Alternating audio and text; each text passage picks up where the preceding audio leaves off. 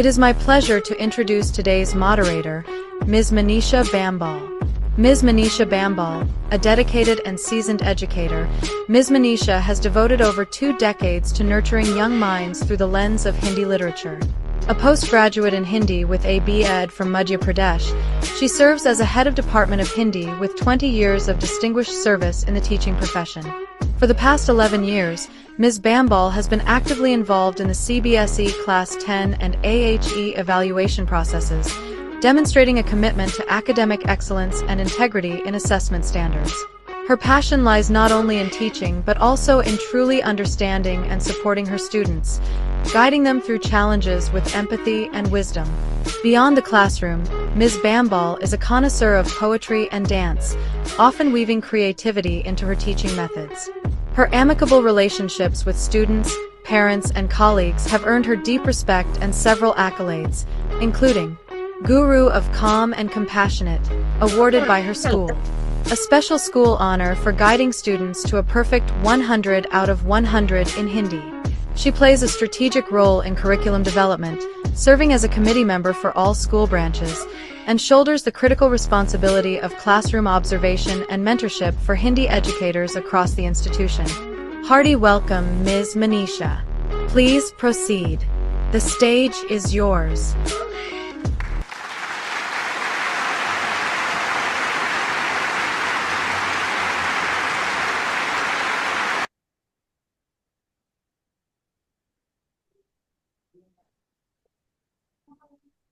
Yes Manisha ji. Yes yes sir, thank you. इस आत्मीय एवं सम्मान भरे परिचय के लिए हार्दिक धन्यवाद। आभासी मंच पर उपस्थित सभी आदरणीय शिक्षकों और विद्वान प्रतिभागियों को सप्रेम शुभ संध्या। Extra mile education and training की ओर से मैं आप सभी का हार्दिक स्वागत करती हूँ। आपकी उपस्थिति इस बात का संकेत है कि आप गुणवत्तापूर्ण शिक्षा और भविष्य के उत्तरदायी नागरिकों के निर्माण के प्रति प्रतिबद्ध है। डॉक्टर अब्दुल सलाम सर के दूरदर्शी मार्गदर्शन में संचालित संस्था Bharat transformers and academic group अर्थात बीटेक की एक प्रभावशाली पहल देश भर में शिक्षकों को सशक्त बनाने, प्रशिक्षित करने और उन्हें नए शैक्षिक दृष्टिकोणों से समृद्ध करने के लिए लगातार कार्य कर रही है। आज के सत्र का संचालन करने का अवसर मेरे लिए अत्यंत सम्मान का विषय है और इस विश्वास के लिए मैं डॉक्टर सलाम सर तथा एक्स्ट्रा माइल की पूरी टीम के प्रति हृदय से कृतज्ञ हूँ। आज की हिंदी कार्यशाला में हम ब्लूम टेक्सोनोमी की सोच सीढ़ियों के आधार पर गद्य प्रश्नों की प्रकृति समझेंगे, जहां प्रश्न स्मरण से सृजन तक की विचार की परख करते हैं। हम अनुच्छेद और पत्र लेखन की नवाचारी तकनीकों पर भी मनन करेंगे, जहां शब्द विचार को आकार देते हैं, प्रभाव रचते हैं और अभिव्यक्ति को गरिमा देते हैं। साथ ही सराहना के शब्द गढ़ने की कला को भी तलाशेंगे, जो प्रेरणा जगाती है और आत्मविश्वास को पुष्ट करती है। आज का सत्र प्रारंभ करने से पूर्व कुछ आवश्यक घोषणाएं करना चाहूंगी। सत्र के दौरान कोई प्रश्न हो तो कृपया उसे चैट बॉक्स में लिखें। प्रत्यक्ष संवाद हेतु रेज हैंड बटन दबाएं, आपको बोलने का अवसर दिया जाएगा। सहभागिता प्रमाण पत्र सत्र के अंत में प्रदान किए जाएंगे। कृपया फीडबैक फॉर्म अवश्य भरें। सत्र में आगे बढ़ने से पहले यह मेरा परम सौभाग्य है कि मैं आपको बीटेक के प्रेरणा स्रोत आदरणीय डॉक्टर अब्दुल सलाम सर से परिचित कराऊं। सर के बारे में कुछ कहना यानी सूरज को दीपक दिखाने के समान होगा। सर, आप कुशल नेतृत्व के धनी हैं तथा हम सब के लिए पथ प्रदर्शक हैं। आप एक सच्चे सरस्वती साधक हैं और आपने न जाने कितने ही शिक्षकों को अपने ज्ञान के प्रकाश से आलोकित किया है। डॉक्टर सलाम सर, आप एक सीबीएसई मास्टर ट्रेनर, राष्ट्रीय प्रत्यायन बोर्ड NABET के रिसोर्स पर्सन एवं मूल्यांकनकर्ता हैं।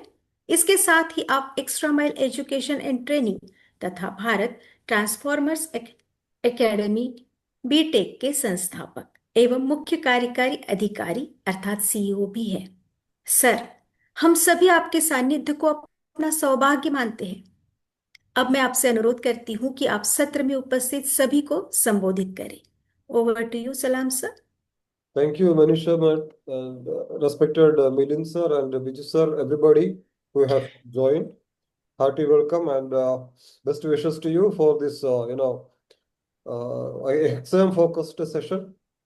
Let us take away the main tips, very important tips that you are going to get from Milind sir, and let us help the students accordingly.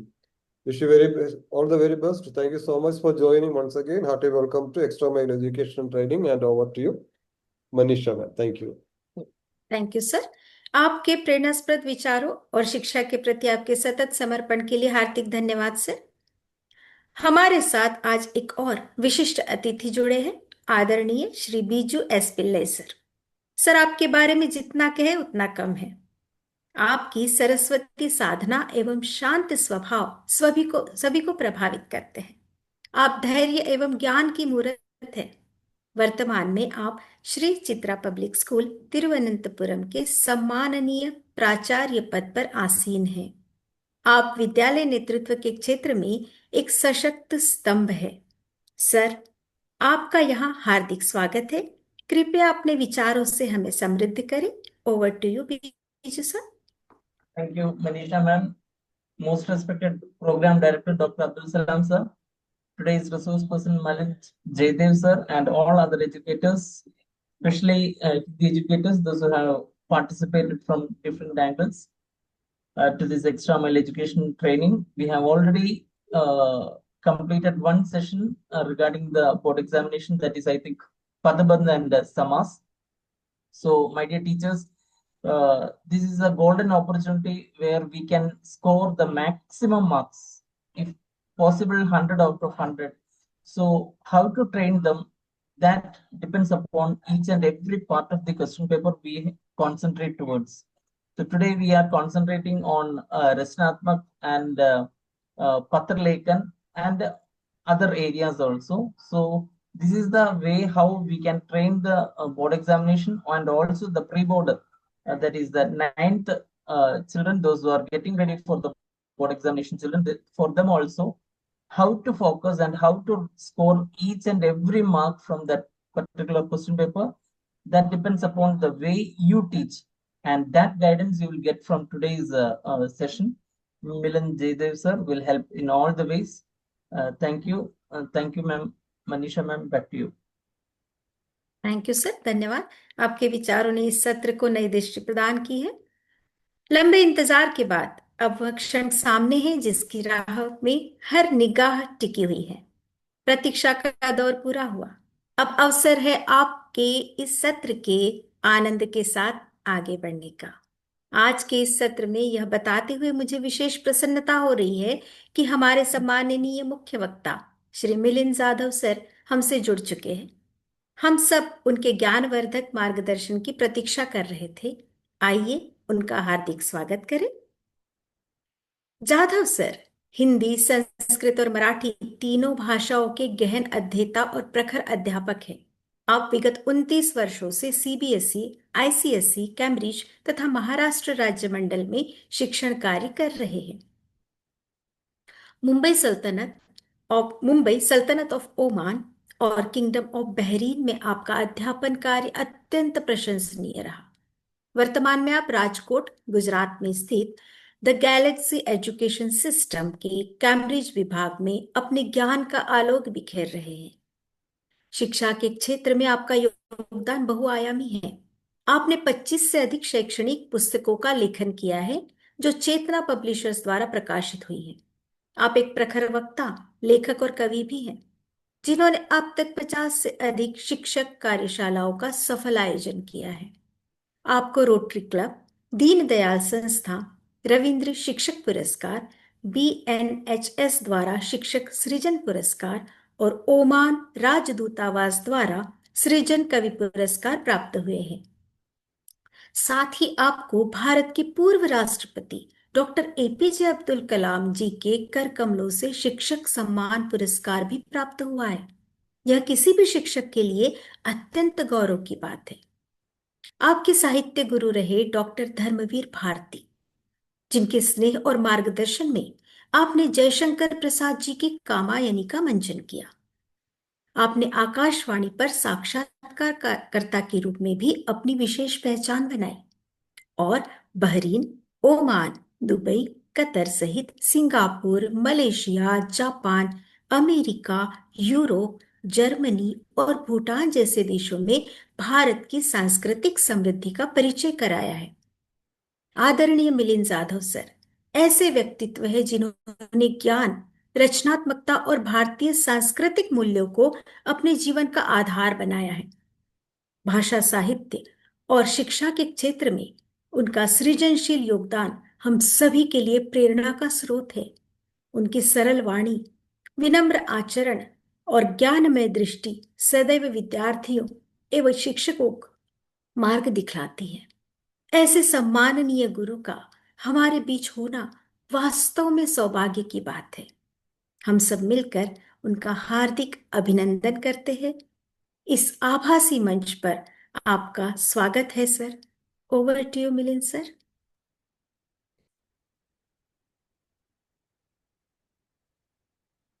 धन्यवाद मनीषा जी, धन्यवाद। क्या आप मुझे सभी सुन सकते हैं?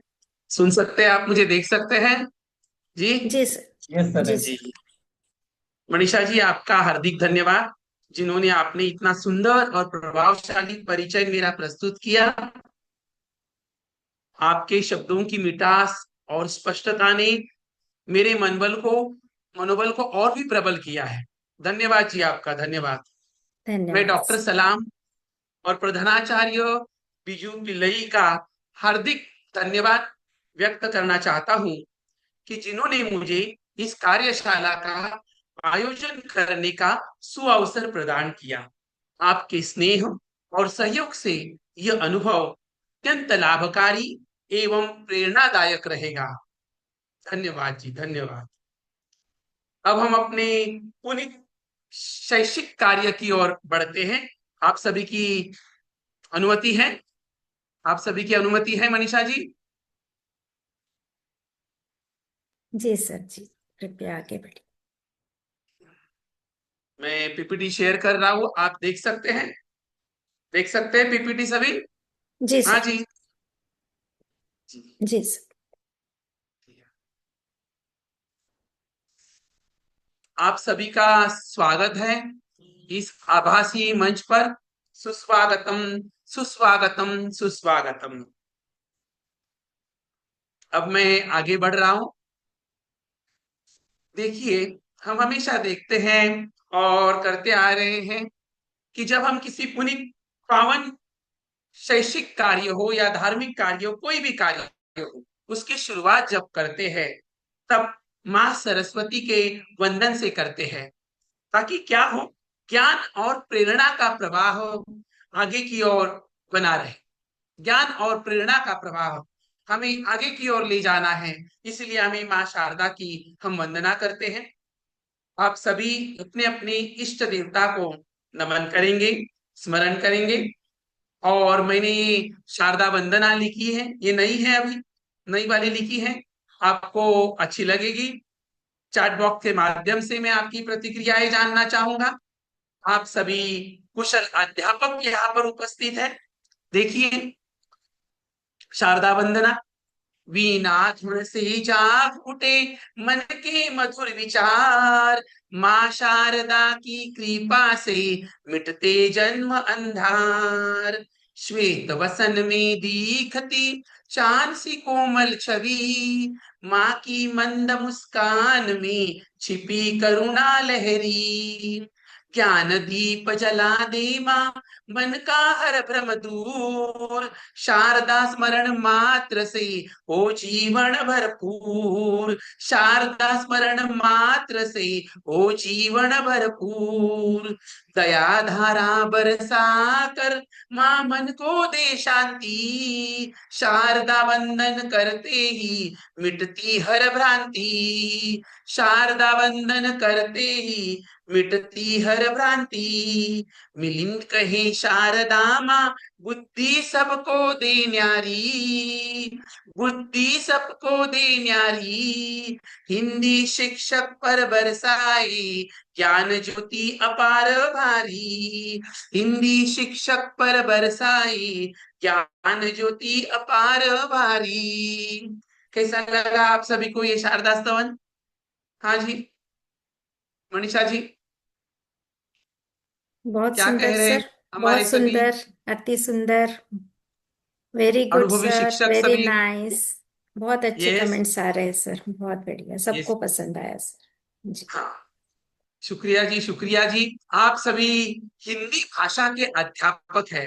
हिंदी भाषा और आप सभी हिंदी अध्यापकों को समर्पित ये गीत मैंने लिखा है, आप सभी के समक्ष है।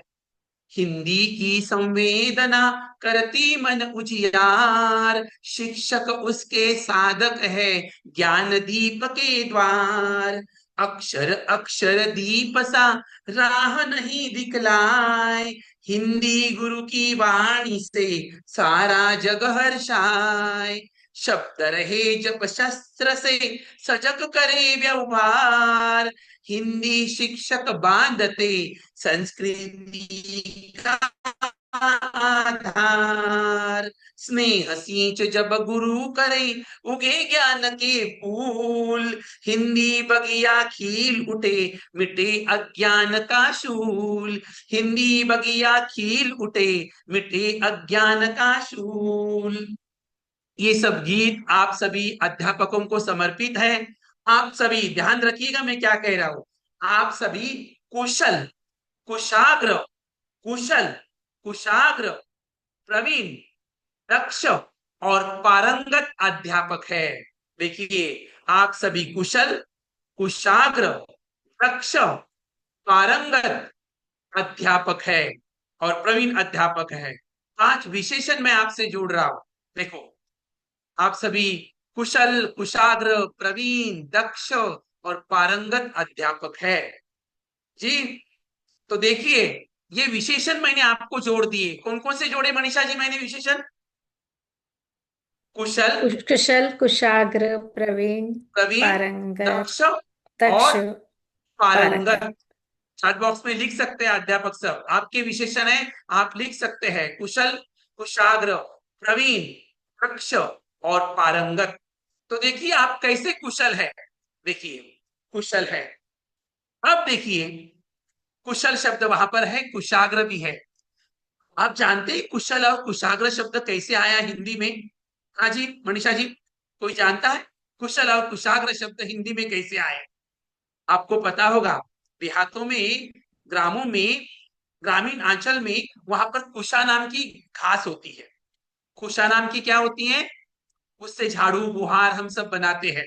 पुराने जमाने में गुरुकुल पद्धति थी।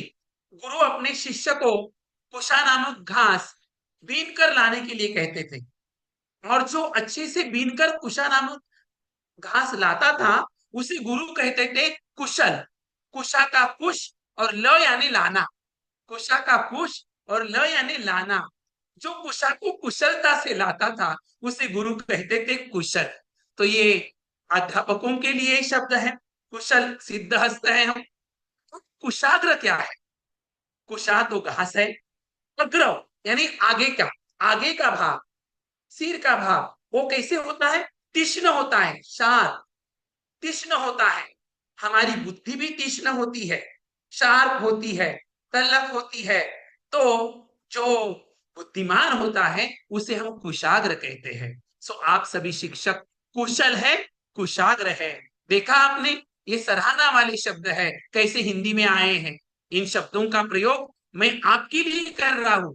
आप अपनी अपनी कक्षा में जाकर अपने अपने छात्रों के लिए इन शब्दों का प्रयोग कीजिए, उनकी सराहना कीजिए, प्रोत्साहन दीजिए। कुशल, कुशाग्र। चैट बॉक्स के माध्यम से मैं आप सभी की प्रतिक्रिया जानना चाहता हूं। आफ्टर ऑल मुझे भी सराहना चाहिए। मैं आपको सराह रहा हूं, आप मुझे सराहे। देखिए, अब आप प्रवीण हैं। पता है प्रवीण शब्द कैसे आया? देखो, हमारा पुरातन शास्त्रीय वाद्य है वीणा। माँ सरस्वती के हाथों में वीणा होती है, नारद मुनि के हाथों में वीणा होती है। यह हमारा पुरातन शास्त्रीय वाद्य है। और प्र जो शब्द है उपसर्ग है, विशिष्टता बताता है। तो वीणा बजाने में जो तरबेज है उसे प्रवीण कहा जाता था उस जमाने में। तो आज जो कोई व्यक्ति किसी क्षेत्र में तरबेज है उसे हम प्रवीण कहते हैं। आप सभी शिक्षक अध्यापन कार्य में प्रवीण हैं, हिंदी भाषा में प्रवीण हैं, सो आपके लिए शब्द है प्रवीण। इस विशेषण का मैंने प्रयोग किया है। सराहना शब्द है, छात्रों को सराहिए इस शब्द से, प्रवीण कहिए, कुशल कहिए, कुशाग्र कहिए, जैसे आप कुशल, कुशाग्र और प्रवीण हैं। देखिए अगला शब्द है पारंगत। कैसे आया ये पारंगत शब्द, सराहना वाला शब्द? देखो पुराने जमाने में, ऋषि मुनियों के जमाने में, जो उनका शिष्य पराभाव वो लेकर जो को छोटी प्रकार की जो पारंपरिक जो नैया है उसके जरिए नदी को पार कर जाता था कुशलता से।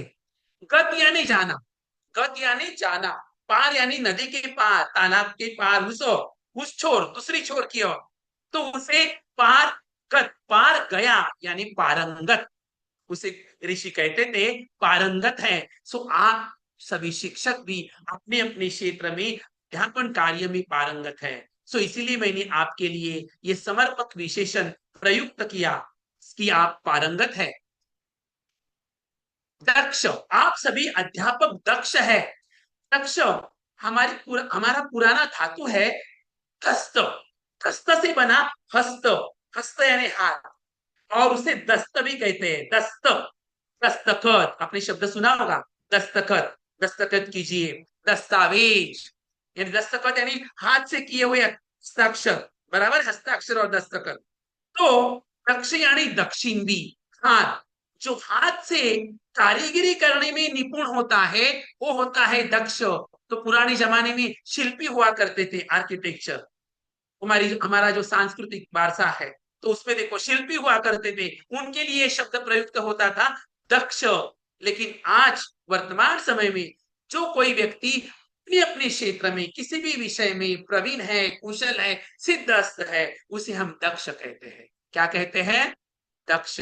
सो आप सभी शिक्षक कुशल है, कुशाग्र है, प्रवीण है, पारंगत है, दक्ष है। मैं आपको सराह रहा हूं और यही शब्द आपको अपनी अपनी कक्षा में लेकर जाने हैं और अपने छात्रों को कहना है कि आप कुशल है, कुशाग्र है, प्रवीण है, दक्ष है, पारंगत है। कैसे लगा ये सराहना वाला शब्द आपको? ये सब बच्चों को बताइए, शब्द निर्मिति कैसे होती है, शब्द प्रक्रिया। चार्ट बॉक्स के माध्यम से मैं आप सभी की प्रतिक्रियाएं जानना चाहता हूं। कोई कुछ लिख रहे हैं? जी, अद्भुत, बहुत बढ़िया, बहुत ही अच्छा, बहुत अच्छा है जी। ऐसे बहुत सारे कमेंट आ रहे हैं सर। चलो, जी, तो ये पॉजिटिव रीइंफोर्समेंट हुआ, पॉजिटिव रीइंफोर्समेंट हुआ है। देखिए अब हम आगे बढ़ते हैं। देखो आगे हम बढ़े हैं, देखो आपके सामने एक चित्र है, एजुकेशनल साइकोलॉजी से रिलेटेड है। ये क्या है? ये क्या आप मुझे बता सकते हैं? तर्क, अनुमान, जिन्होंने हाल ही में बीएड किया हो शायद उन्हें पता हो, जिन्होंने पहले बीएड किया है उन्हें भी पता होना चाहिए, वो तो तजुर्बा है, अनुभवी है। क्या है ये? कौन सा पक्षी है? पक्षी कौन सा है? हाँ जी, पिजन है, पिजन बताया है किसी ने यहाँ पर।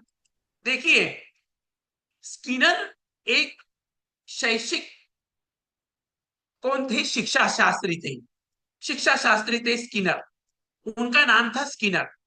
जैसे पियाजे थे, थायराइड की थ्योरी है, पियाजे थे, सुना होगा ना आपने। स्किनर एक शिक्षा शास्त्री थे, उन्होंने एक कबूतर पर प्रयोग किया, उसे एक पिंजरे में बंद कर दिया, वहां पर बटन लगाया, वहां पर बटन भी है। पिजन क्या करता था? कबूतर उस बटन पर चोंच मारता था, गलती से लगती थी तो उसे खाना नहीं मिलता था, गलत से बटन ये करने से अलग प्रकार का कंपन होता था, फिर तो उसे खाना नहीं मिलता था। जब वो सही तरीके से बटन को दबाता था चोंच से तो उसे खाना मिलने लगा। तो ये व्यवहारवादी जो है, बिहेवियर जो है, तो जब जब उसे भूख लगती थी तब वो सही ढंग से, सही तरीके से उस बटन को क्या करता था, दबाता था। तो उसी प्रकार ये तो पक्षी है, हम सभी मनुष्य है, आपके सामने बैठे हुए सभी विद्यार्थी भी मनुष्य है। तो उनके व्यवहार में भी आप परिवर्तन ला सकते हैं, उनके व्यवहार में भी आप क्या कर सकते हैं, परिवर्तन ला सकते हैं, बराबर है। तो यदि कबूतर गलत तरीके से बटन दबाता तो उसे कोई खाना नहीं मिलता था, सही तरीके से बटन दबाने पर उसे पुरस्कार स्वरूप खाना मिलता था। सही बात है। तो इसी प्रकार अध्ययन अध्यापन प्रणाली में भी आप छात्रों को अपनी ओर खींचना चाहते हैं तो उनमें सकारात्मक रीइंफोर्समेंट, पॉजिटिव रीइंफोर्समेंट निर्माण कीजिए। सही है। ये प्रयोग जो है शिक्षा शास्त्र में है, आपके एजुकेशन साइकोलॉजी में दिया हुआ है। देखिए स्किनर्स ऑपरेटिंग कंडीशनिंग है ये। स्किनर एक प्रसिद्ध शैक्षिक मनोवैज्ञानिक थे, एजुकेशनल साइकोलॉजिस्ट थे, व्यवहारवादी बिहेवियरिस्ट पर उन्होंने ये प्रयोग किया था। हाँ जी, आगे बढ़ सकता हूं मैं मनीषा जी, आगे बढ़ सकता हूं अब मैं? जी जी सर, जी जी जी बिल्कुल। जी। कमेंट आ रहा है, सभी को अच्छा लग जी रहा है। जी जी, आप कमेंट देते अति रहिएगा सुंदर। सभी लोग। हाँ, मैंने आपको कहा है कुशल है आप, कुशाग्र हैं आप, दक्ष हैं आप, पारंगत हैं आप, प्रवीण हैं आप। जी। तो अब हम बढ़ते हैं अपने लक्ष्य की ओर, क्योंकि लक्ष्य न ओझल होने पाए, कदम मिलाकर चल, सफलता तुम्हारे कदम चुमेगी, आज नहीं तो कल। चलो हम अपने लक्ष्य की ओर बढ़ते हैं, एग्जाम फोकस की ओर। हिंदी साहित्य यानी गद्य और रचनात्मक लेखन की प्रयोगशाला मैं आपके लिए लेकर आया हूं। इसमें मैंने कूट कूट कर नवाचार भरने का प्रयास किया। मैंने शब्द प्रयोग किया, मैंने कूट कूट कर नवाचार करने का प्रयास किया है ताकि इंटरेस्ट हो। तो देखिए क्या किया है मैंने इधर अभी ब्लूम के साथ, ब्लूम टेक्सोनॉमी के साथ मैंने छेड़खानी की है, नए तरीके से उसमें कुछ भर दिया है। आप देखेंगे ठेस नहीं पहुंचाई, उसकी भावना को ठेस नहीं पहुंचाई है। देखिए ब्लूम जो टेक्सोनॉमी है ओरिजिनल थी, बाद में न्यू टर्म्स में आई। Remember, understand, apply, analyse, evaluate और क्रिएट। स्मरण से लेकर सृजन तक आई, स्मरण से लेकर वो सृजन तक आई। तो इसे हम कैसे हिंदी हिंदी गद्य में अप्लाई करते हैं, इसे कैसे कार्यान्वित करते हैं? प्रश्न उत्तर आते हैं, 25 से 30 शब्दों में उत्तर लिखने के लिए आते हैं ना बच्चों को, हिंदी गद्य के कक्षा 9 और कक्षा 10 में छात्र लिखते हैं। तो उसमें प्रश्न किस प्रकार के होते हैं? एक सही, एक सिंपल सी बात है, जब बच्चे को प्रश्न का तरीका समझ में आए, स्वरूप समझ में आए कि वो स्मरण पर है, समझ पर है, या अनुप्रयोग पर है, या मूल्यांकन पर है, सृजन पर है, तो छात्र अपने आप उत्तर लिख सकता है। तो हमें इस कक्षा में remember, understand, apply, analyse, evaluate, create छात्रों के समक्ष रखना है। देखिए जी, अब है आपका ये ज्ञान, स्मरण, नॉलेज, रिमेंबरिंग। इसमें बच्चा क्या करता है? इसमें बच्चा करता है याद, याद करना। क्या करता है बच्चा? याद करना। पढ़िए जरा मनीषा जी, पढ़िए क्या लिखा है मैंने। जी सर, हाँ याद करना, हाँ पहचानना, बताना और सूची बनाना। हाँ अब याद करना के अंतर्गत आता है, हाँ, है ना? पढ़िए। तो जो भी याद करना है यानी स्मरण वाली चीजें आ गई इसमें, है ना? पहचानना, आइडेंटिफाई हाँ करना, किसी चीज को हाँ आइडेंटिफाई करके बताना, और हाँ आइडेंटिफाई करके ही अगर सूची बनाना है, लिस्ट बनाना है तो वो कर हाँ, सकता है। यस। तो इसी अंडरस्टैंडिंग की विषय, बात, हाँ यस, हाँ अंडरस्टैंडिंग वाला पढ़ना है सर, हाँ, पढ़िए कि पढ़िए। पहले आप समझा देंगे इसको? हाँ भाई, मैं समझा देता हूँ। ज्ञान जी वाला, जी ज्ञान जी। वाला जो है याद करना, सीखी हुई जानकारी को स्मरण करना, जो आपने सीखा है उसे स्मरण करना। पहचानना क्या है? कोई तथ्य है, फैक्ट्स या शब्द या अवधारणा, संकल्पना जो है उसे पहचानना। बताना में ज्ञान को स्पष्ट शब्दों में व्यक्त करना, अभिव्यक्त कर देना। फिर सूची बनाना, जानकारी को क्रमबद्ध रूप में सूचीबद्ध करना, एक सीक्वेंस के साथ उसकी सूची तैयार करना, यह आएगा आपके स्मरण में। फिर समझ जो आती है, अंडरस्टैंडिंग, उसमें आता है पहला व्याख्या करना। अब ये व्याख्या करना क्या है? कोई भी विषय हो या तथ्य हो, उसे अपने शब्दों में समझाना, समझकर आप कक्षा में पाठ पढ़ाते हैं, एक परिच्छेद आपने पढ़ाया, एक्सप्लेन किया, तो आप छात्रों को पूछते हैं कि उसकी समझ में कितना आया। वो अपने शब्दों में उसका बखान करता है, व्याख्या करता है उसकी। फिर कारण बताना जो है, किसी घटना या विचार के कारण को स्पष्ट करना, सारांश देना है, मुख्य बिंदुओं को संक्षेप में प्रस्तुत करना, संक्षेप में बताना सोच समझकर। फिर है उदाहरण देना, किसी विचार या कोई तथ्य है उसे स्पष्ट करने के लिए उदाहरण प्रस्तुत करना, यानी उदाहरण देना, यानी वो समझ है। अब देखिए अनुप्रयोग जो है, एप्लीकेशन, हम उसे लागू करते हैं। लागू करना होता है कि सीखी गई जानकारी को व्यवहार में लागू करना, एप्लीकेशन लाइफ में जो आपने सीखा है उसे व्यवहार में लागू करना। उपयोग करना में क्या आता है कि ज्ञान या कौशल का उचित स्थान पर उपयोग करना। जो आपने ज्ञान सीखा है, कौशल सीखा है, उसे उचित स्थान पर उसका उपयोग करना, नई परिस्थिति में उसका प्रयोग करना, सीखे गए सिद्धांत को नए संदर्भ में आजमाना। कैसे? तो अभी मैंने नीचे प्रश्न दिए हुए हैं, आपकी समझ में आएगा। पहले मैं ये उदाहरण जो है उसे स्पष्ट कर रहा हूं। फिर हल करना, समस्याओं को ज्ञान का प्रयोग करके उसका समाधान निकालना, यानी हल करना। फिर आपका आता है विश्लेषण, एनालाइज करना, दो या दो से अधिक वस्तुओं की आपस में तुलना करना। बराबर है? दो या दो वस्तुओं से आपस में क्या करना? तुलना करना। बराबर है? अंतर समानता बताना, किसी विषय की विशेषताओं में अंतर और समानता बताना, उसमें क्या अंतर है, समानता क्या है। वर्गीकरण करना, बाइफरकेशन, वस्तुओं या विचारों को उनके लक्षणों के आधार पर समूहित करना।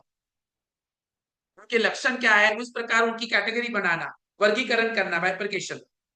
और भागों में विभाजित करके समझाना, यानी किसी विषय को उसके घटकों में विभाजित कर उसे समझाना। कविता है, 4 स्टांजा है उसमें मुख्य, तो एक एक स्टांजा को आप पहले ही समझाते हैं। बराबर है? उसे अलग अलग भागों में विभाजित करते हैं। फिर उसके 4 स्टांजा पर आप 4 प्रश्न बनाते हैं। फिर उसका एक प्रश्न आप तैयार करते हैं। विश्लेषण से आप आगे जाते हैं संश्लेषण की तरफ, तो संश्लेषण की तरफ हम जाते हैं। फिर उसका हम मूल्यांकन करते हैं, इवोल्यूशन। मूल्यांकन करना यानी किसी विचार, प्रक्रिया या परिणाम है उसका मूल्य तय करना कि क्या मूल्य मिला हमें। कारतूस, हमने पाठ पढ़ा कारतूस, कारतूस से हमें क्या मूल्य प्राप्त हुआ। अब कहा दूसरों के दुख से दुखी होने वाले, इस पाठ से हमें क्या मूल्य मिला। बराबर है? अतिथि देवो भव जो पाठ है, उस पाठ से हमें क्या मूल्य मिला। तर्क देना, अपना निर्णय या राय के समर्थन में प्रमाण और कारण प्रस्तुत करना। तर्क जब हम देते हैं तब हम प्रमाण भी देते हैं और कारण भी देते हैं कि क्यों समर्पक है। दुख का अधिकार, ये शीर्षक समर्पक है पाठ के लिए। बराबर है? तो तर्क आप अपना देते हैं। निर्णय करना, उपलब्ध जानकारी के आधार पर सही विकल्प चुनना कि सही क्या है और गलत क्या है, इसका निर्णय करना। फिर औचित्य सिद्ध करना, यानी किसी निर्णय, जो भी कोई निर्णय हो या दृष्टिकोण हो, उसकी न्याय संगतता स्पष्ट करना। उस निर्णय की या दृष्टिकोण, जो दृष्टिकोण है उसकी न्याय संगतता को आपको क्या करना है, अभिव्यक्त करना है, स्पष्ट करना है। सृजन तो पता ही है, क्रिएशन, किसी वस्तु या विचार या योजना का निर्माण करना। डिजाइन या रचना करना, माइंड मैप बनाना। आप माइंड मैप करवाते बच्चों को, बड़े भाई साहब, जैसे बड़े भाई साहब पाठ है, हरियर काका, इस पाठ का माइंड मैप बनाने के लिए कहना। डिजाइन, स्ट्रक्चर, नए रूप या संरचना की रचना करना, वो उसमें आएगा। नया समाधान, किसी समस्या का नवीन और उपयोगी समाधान तैयार करना। फिर आपका है रचनात्मक रूप से उसे प्रस्तुत करना, ज्ञान या विचारों को नवीन या सृजनात्मक तरीके से प्रस्तुत करना। किस प्रकार आप सृजनात्मक तरीके से प्रस्तुत कर सकते हैं, जैसे हरिहर काका ये पाठ है, उसको अपने काव्य विधा में लिखा, 10-12 लाइन लिखी, उसमें जो मूल्य है, उसमें जो संदेश आपको मिलता है, उस पर आपने कविता बनाई या उस पर आपने नाटक बनाया, व्हाटएवर। तो ये सब है सृजनात्मक तरीके से उसे प्रस्तुत करना। तो ये 6 स्टेप है। कितनी सीढ़ियां हैं? 6 है। पहली कौन सी है बताइए, सब बताएंगे मुझे। हेलो, ज्ञान है, बाद में समझ है, बाद में अनुप्रयोग है, विश्लेषण है, बाद में मूल्यांकन है, और अंत में क्या है? सृजन है। सृजन यानी इनोवेशन। बराबर है। अब मैं आगे बढ़ रहा हूं। देखिए, मैं डायरेक्ट विषय पर आ गया हूं, आपके प्रत्यक्ष विषय पर। देखो, 25 से 30 शब्दों में छात्र को उत्तर लिखना है सीबीएसई में। एम आई राइट मनीषा जी? मैं बराबर है? 25 से 30 जी शब्दों सर। में छात्रों को उत्तर लिखना है। उस पर जो प्रश्न आते हैं इस पर आधारित है, क्या वो ज्ञान पर है, या समझ पर है, अनुप्रयोग पर है, या विश्लेषण पर है, या मूल्यांकन पर है, या सृजन पर है। देखो, बोर्ड ने जो हमारे पास सीबीएसई मॉडल क्वेश्चन पेपर भेजा है वो तो आप सभी ने देखा है ना, वेबसाइट पर है। सीबीएसई मॉडल क्वेश्चन पेपर आप सभी ने देखा है जी। लिखिए, चैट बॉक्स के माध्यम से आप सभी की प्रतिक्रियाएं जानना चाहता हूं।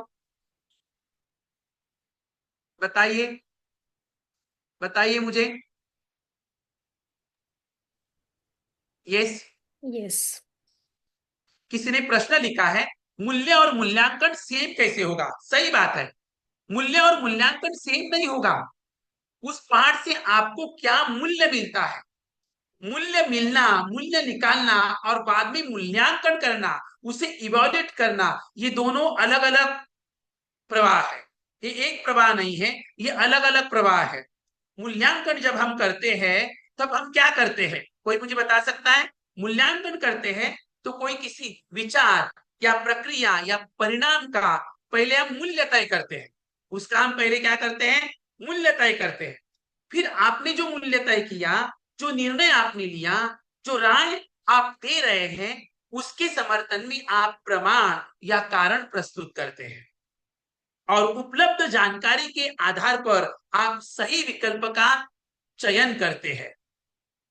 किसी निर्णय या दृष्टिकोण की न्याय संगतता को स्पष्ट करते हैं। नमिता जी ने प्रश्न पूछा था, नमिता जी ने एक प्रश्न वहां पर लिखा था। अंडरस्टूड? समझ में आया आपको अभी मूल्य और मूल्यांकन में क्या अंतर है? हाँ जी, आगे बढ़ सकता हूं मैं जी? कोई कुछ लिख रहा है? हाँ जी मनीषा जी, कोई कुछ लिख रहा है? यस, मंजू जी लिख रहे हैं कि समझ में आया है, वैल्यू समझ एंड वैल्यूएशन, आया ग्रेट बस। डिफरेंस। ओके जी, चलो अब हम आगे बढ़ते हैं। देखिए, निम्नलिखित प्रश्नों के उत्तर 25-30 शब्दों में लिखिए। 25 या 30 शब्दों में आपको उत्तर लिखनी है। देखिए, अब ये सीबीएसई मॉडल क्वेश्चन पेपर है। कौन सा पेपर है ये? सीबीएसई मॉडल क्वेश्चन पेपर में ये प्रश्न आया है कि बड़े भाई साहब के व्यक्तिगत विशेषताओं के बारे में लिखिए। व्यक्तिगत विशेषताएं। देखिए, अंडरस्टैंडिंग, ये प्रश्न जो है अंडरस्टैंडिंग समझ स्तर पर है, कि सीबीएसई मॉडल क्वेश्चन में है। तो यह प्रश्न पात्र के व्यक्तित्व को समझकर वर्णन करने की मांग करता है, इसलिए अंडरस्टैंडिंग प्रश्न है ये। 25-30 शब्दों में उत्तर लिखना है। छात्र पहले प्रश्न का स्वरूप समझे कि वो ज्ञान पर है, या समझ पर है, या अनुप्रयोग है, या सृजन है, या उसका मूल्यांकन करना है। बराबर है? तो ये जो प्रश्न है अंडरस्टैंडिंग पर है, उसका उत्तर वहां पर मैंने लिखा है कम से कम 25-30 शब्दों में कि मेहनती, अनुशासन प्रिय, जिम्मेदार है, पढ़ाई को महत्व, छोटे भाई को हमेशा सही राह दिखाना, सख्त होने के साथ साथ दिल से अपने भाई के भले के लिए चिंतित रहते थे। तो व्यक्तिगत विशेषताओं को मैंने वहां पर लिखा है। देखिए यहाँ पर आपको कैसे लग रहे हैं प्रश्न, आप मुझे चैट बॉक्स के माध्यम से बताएंगे जी। देखिए, दूसरा प्रश्न है आपके सीबीएसई मॉडल क्वेश्चन पेपर में, 26 जनवरी 1930 के दिन को अपूर्व क्यों कहा गया है? डायरी का पन्ना पाठ के आधार पर लिखिए। ये भी अंडरस्टैंडिंग है। क्यों? क्योंकि कारण पूछ रहा है। ये प्रश्न जो है कारण पूछ रहा है, जो घटना की व्याख्या और समझ की अपेक्षा करता है। कारण पूछा है, घटना की व्याख्या और समझ का एक्सपेक्टेशन यहां पर है, समझ यहां पर अपेक्षित है। तो ये अंडरस्टैंडिंग प्रश्न है सीबीएसई मॉडल क्वेश्चन पेपर में। हाँ जी, देखिए आगे बढ़े मैं। देखिए अब तीसरा प्रश्न जो है मनीषा जी यहाँ पर दिया है, जरा पढ़िए मनीषा जी प्रश्न। जी सर। ततारा से निकोबारियों के प्रेम करने के कारणों को स्पष्ट कीजिए। ये समझ स्तर का प्रश्न है, हाँ, क्यों है समझ स्तर पर? क्योंकि यहाँ पर निकोबारियों के प्रेम के कारणों को स्पष्ट करना है। पहले हाँ, कारण कारणों की समझना व्याख्या है और करनी है, कारणों की क्या जी करनी है, हमें व्याख्या करनी है। तो ये समझ स्तर का प्रश्न है, तो वो भी 25 और 30 शब्दों में लिखा है। ज्यादा बड़ा उत्तर हमें नहीं लिखना है, जितने शब्दों में कहा है उतने शब्दों में ही उत्तर लिखना है। कभी कभी बच्चे क्या करते हैं, 70 और 80 शब्दों में उत्तर लिखते हैं, जरूरी नहीं है। 25-30 शब्दों में कहा गया है तो उतने शब्दों में ही उत्तर लिखना है। तो देखो, निकोबारी लोग ततारा से प्रेम करते थे क्योंकि वह बहादुर, दयालु और सबकी मदद करने वाला युवक था। जो कोई मुसीबत में होता था, ततारा वहां पहुंचकर सहायता करता। उसकी सरलता, शक्ति और नेक स्वभाव ने सबका दिल जीत लिया था। अब देखो उसमें चौथा प्रश्न जो है वो विश्लेषण स्तर का है। पढ़िए मनीषा जी, क्या प्रश्न है? जी। शैलेंद्र कवि नहीं गीतकार थे, कैसे? ये विश्लेषण स्तर का प्रश्न हाँ, है। क्यों है? क्योंकि इसमें शैलेंद्र के कवि और गीतकार होने के बीच स्तर का विश्लेषण करना पड़ रहा है। देखो दो चीजें यहाँ पर, एक कवि होना और गीतकार होना, इसमें जमीन आसमान का अंतर है। मेरे प्रवीण शिक्षक यहाँ पर है, हम दो शब्द प्रयुक्त करते हैं, विष और जहर। विष और जहर। हम व्यक्ति को विषैला कहते हैं या जहरीला कहते हैं? विषैला जो होता है ना, वो एक कांटों का जो एक पौधा होता है, एक प्रकार का जो विषैला होता है, उस पौधे को हम विषैला कहते हैं। लेकिन मनुष्य को हम जहरीला कहते हैं। जो दृष्ट प्रवृत्ति का होता है उसे जहरीला कहते हैं, क्योंकि विष और जहर में अंतर है। जब दो प्रकार के सांप होते हैं, विष और विषैला और एक जहरीला। जो विषैला सांप होता है, जब वो काटता है जिस इंसान को, उस इंसान पर उपचार किया जाता है। उस इंसान पर उपचार किया जाता है, उसकी तुरंत मृत्यु नहीं होती, उस पर उपचार किया जाता है, वो ठीक होता है। लेकिन जो जहरीला होता है, वो व्यक्ति वहीं पर ही उसकी क्या हो जाती है, मृत्यु होती है। उसी प्रकार कवि और गीतकार में अंतर है। कवि होना और गीतकार होना, इसमें जमीन आसमान का अंतर है। बराबर है। हमारे जावेद अख्तर साहब जो है, गुलजार साहब जो है, वे स्वयं को कवि कहते हैं, गीतकार नहीं। तो कवि और गीतकार के बीच होने का अंतर स्पष्ट करना, उसका विश्लेषण करना, बराबर है। तो ये विश्लेषण स्तर का प्रश्न है। कौन से स्तर का प्रश्न है? सभी यहाँ पर प्रवीण, कुशल, कुशाग्र अध्यापक सभी उपस्थित है। तो कवि और गीतकार, कवि जो होता है वो शब्दों के साथ एकनिष्ठ होता है। गीतकार जो होता है, जो गीत लिखता है, जिससे उसे क्या मिलता है, मुआवजा मिलता है। बराबर है। फिल्मों के लिए गीत लिखते हैं, वो प्रोफेशनल होते हैं। लेकिन कवि प्राकृतिक होते हैं, उनमें कृत्रिमता नहीं होती। लेकिन जरूरी नहीं कि गीतकार में कृत्रिमता नहीं होती, गीतकार के पास भी कृत्रिमता हो, प्राकृतिक, वो भी प्राकृतिक होता है, वो भी प्राकृतिक स्वभाव उसके पास होता है। लेकिन कवि और गीतकार में अंतर है। तो शैलेंद्र कवि नहीं गीतकार, दो चीजें यहाँ पर है, उसके बीच का अंतर विश्लेषण करना पड़ता है। इसलिए ये विश्लेषण स्तर पर प्रश्न है। कैसे लग रहा है आपको सभी को? इन प्रश्नों को मैंने अलग अलग ब्लूम्स वर्गीकरण पद्धति के अनुसार इनका मैंने बंटवारा यहाँ पर किया है, और आप सभी के समक्ष ये प्रश्न रखे हैं। जरा चैट बॉक्स के माध्यम से बताइए की राय जानना चाहता हूं। हाँ जी, सभी जन कोई कुछ लिख रहे हैं? मनीषा जी? जी, very nice, very perfect sir, very nice.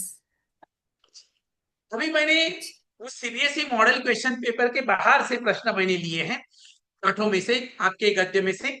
देखिए, लेखक खेलकूद को पढ़ाई से अधिक क्यों पसंद करता था? यह अंडरस्टैंडिंग लेवल का है, क्योंकि छात्र से लेखक के कारण और विचार को समझकर स्पष्ट करने को कहा गया है।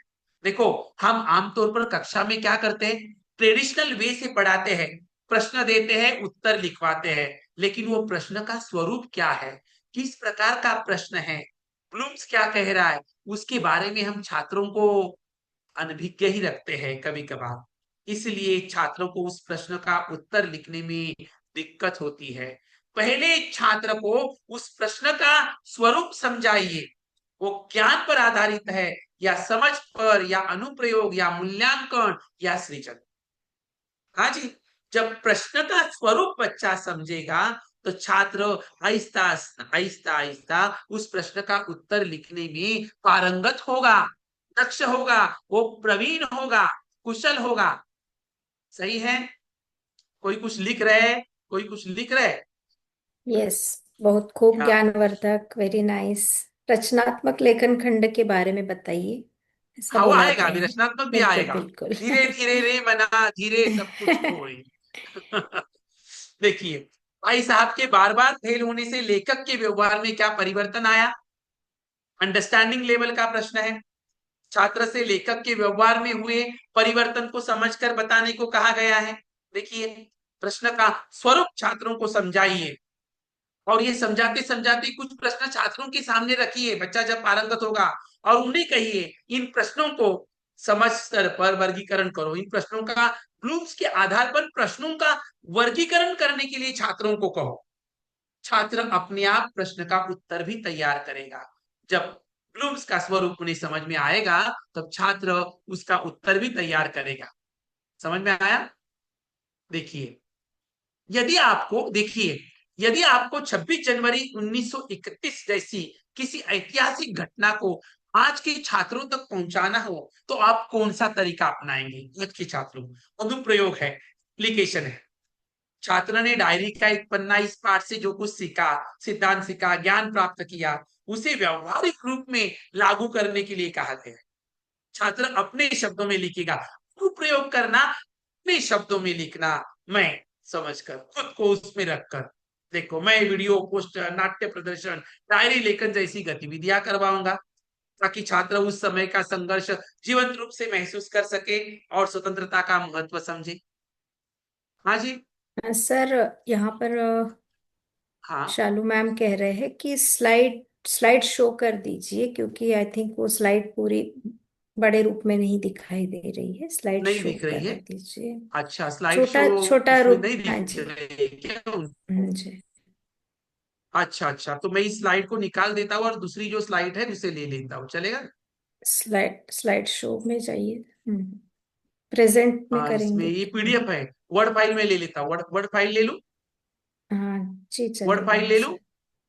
सर। चलेगा हाँ जी, सर। 1 मिनट। हाँ, निकल गई क्या? नहीं ना? हाँ जी। हाँ जी। 1 मिनट।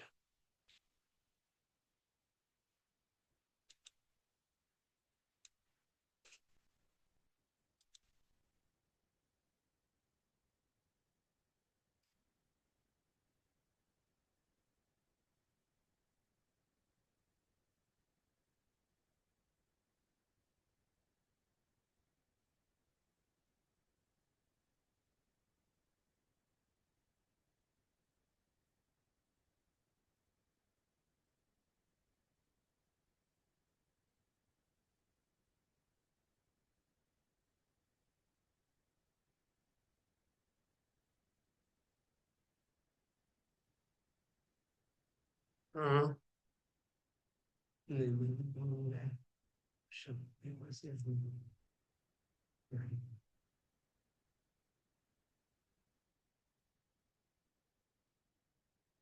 एक मिनट। हाँ, किसी के कुछ प्रश्न विश्न आए?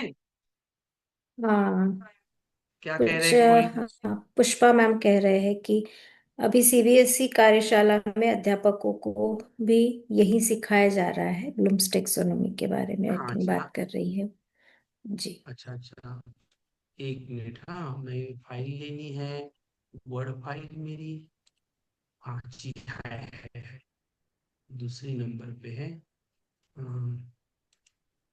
1 मिनट। हाँ,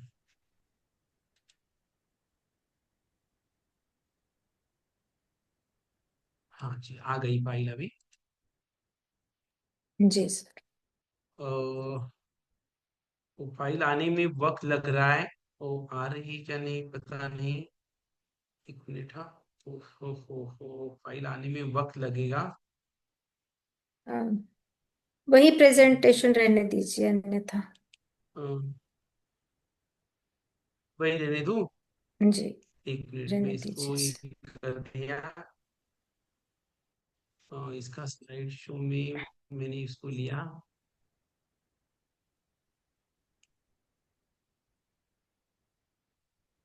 हाँ, चैट बॉक्स में सर्टिफिकेट लिंक नहीं आ हो रहा चुकी है। है। प्रतिभागियों से अनुरोध है कि सत्र के अंत में नहीं इसे हो रहा है जरूर मैम। भरिए। जी जी जी, वही अपना पुराना प्रेजेंटेशन रहने दीजिए हाँ, मैम। नहीं दिख रहा है, वैसे थोड़ा छोटा है पर दिखाई दे रहा है। It's okay ma'am. मैम, वो नहीं हो रही है। जी, आप रहने पुराना दीजिए, स्लाइड पुराना शो। रहने दीजिए। जी जी जी जी जी, रहने दीजिए दिख रहा है सर, ना। उसी को अच्छा, प्रेजेंट करिए। जी जी। चलो।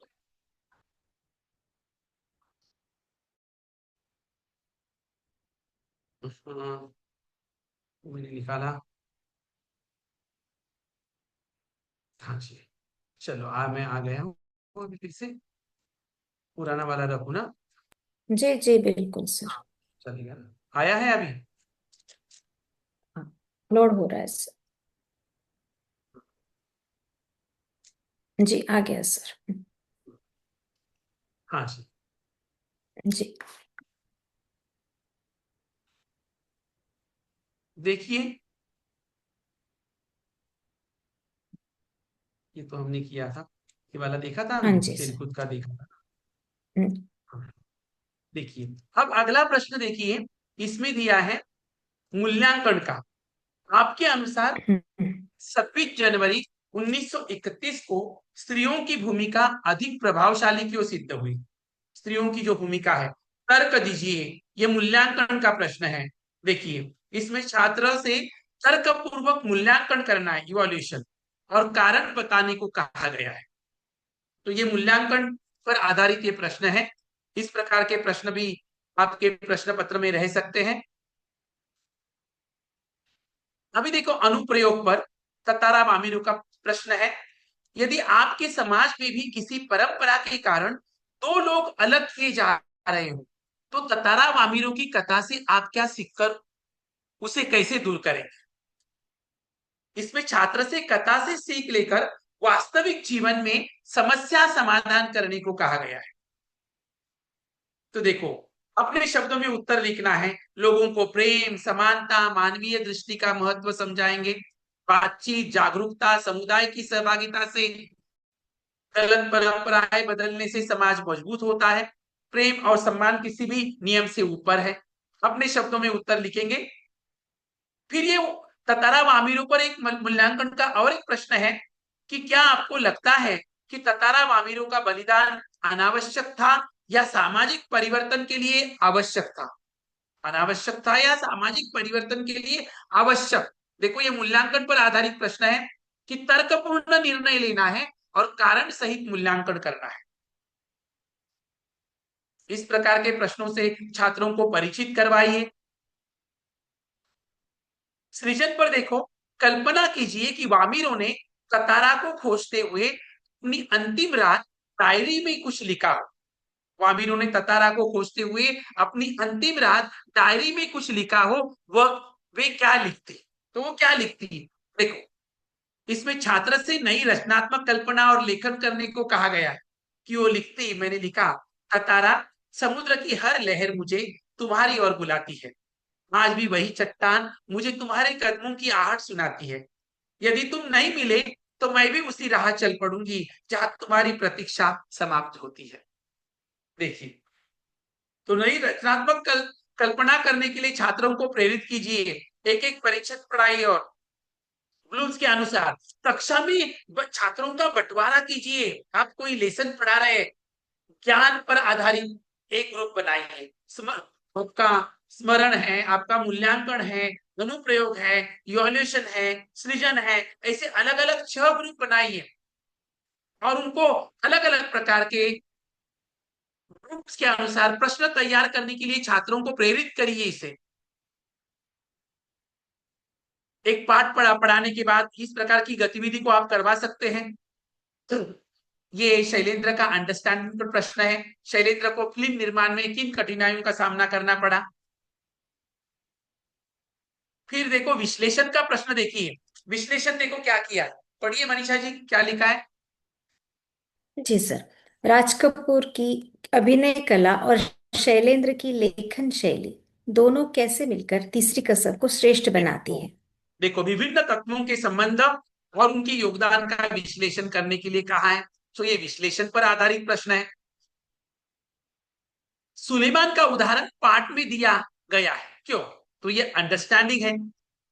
उदाहरण के उद्देश्य और अर्थ को समझने का प्रयास करना है। क्या लेखक की पत्नी द्वारा कबूतरों को हटाना उचित था? अपना मत दीजिए। इवैल्यूएशन तर्कपूर्ण निर्णय लेना है, व्यक्तिगत मूल्यांकन करना है कि लेखक की पत्नी द्वारा कबूतरों को हटाना उचित था या नहीं। व्यक्तिगत मूल्यांकन है ये, क्योंकि आप लिख सकते हैं कि उचित था, कोई लिखेगा कि उचित नहीं था। तो ये व्यक्तिगत मूल्यांकन है। आज के जीवन में शुद्ध सोने जैसे चरित्र का पालन व्यक्ति कैसे कर सकता है, उसे हमें वास्तविक जीवन में क्या करना है, लागू करना है। क्या चानोई जैसी परंपराएं आधुनिक जीवन की मानसिक समस्याओं को कम करने में सहायक सिद्ध होगी? छात्र तर्क और निर्णय करके किसी परंपरा की प्रभावशीलता पर विचार व्यक्त करेगा। ये इवैल्यूएशन प्रश्न है, मूल्यांकन पर आधारित प्रश्न है। तो इस प्रकार के प्रश्न आप करवाइए छात्रों को, इस प्रकार का अभ्यास उनसे करवाइए। कल्पना कीजिए कि वजीर अली नेपाल पहुंच जाता है, तो उसकी पहली रणनीति क्या होती? रचनात्मक है। यदि वो नेपाल जाता तो उसकी रणनीति क्या होती? तो वजीर अली संभवतः गुप्त समर्थक जुटाता, सैनिक शक्ति बनाता, अफगान आक्रमण का अवसर देखता और अंग्रेजों और शहादत अली को हटाने की गुप्त योजना तैयार करता, जो कार्य सुभाष चंद्र बाबू ने किया। सुभाष चंद्र बोस गए ना विदेश जाकर, उन्होंने भारत पर, अंग्रेज जब भारत में उस वक्त कहते ब्रिटिश भारत पर उन्होंने आक्रमण किया।